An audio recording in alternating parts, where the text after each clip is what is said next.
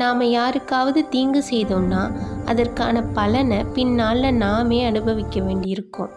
கர்ணனோட வாழ்க்கையிலும் அது நடந்தது. முனிவர் ஒருவர் காட்டில் தியானம் செய்து கொண்டிருந்தார். அவரது ஆசிரமத்தை சேர்ந்த பசுவும் கன்றும் அருகே இருந்த புல்லை மேய்ந்து கொண்டிருந்த நேரத்தில் கன்றின் மீது அம்பு ஒன்று பாய்ந்து அந்த கன்று துடி துடித்து இறந்தது. இறக்கும் தருவாயில் அந்த கன்றோட வேதனை சத்தம் கேட்டு முனிவரோட தியானம் கலைந்தது. அவர் இறந்த கன்றையும் தாய்ப்பசு கண்ணீரோட நிற்பதையும் பார்த்து அம்பு எய்த பசுவை கொன்றவனை தேடுறாரு. அப்போது ஒரு வீரன் கையில் வில்லுட அங்கே வர அவன்தான் அம்பை எய்திருக்க வேண்டும் என முனிவர் எண்ணி அவரது கோபம் அந்த வீரன் மீது சாபமாக அமைஞ்சது. சிறுகன்று மீது அம்பு எய்து கொன்றவனே, உனக்கு முடிவு காலம் வருகையில் உன் தேரில் நின்று நீ போர் புரிகையில் தேரின் சக்கரங்கள் மண்ணுக்குள் புதையும்.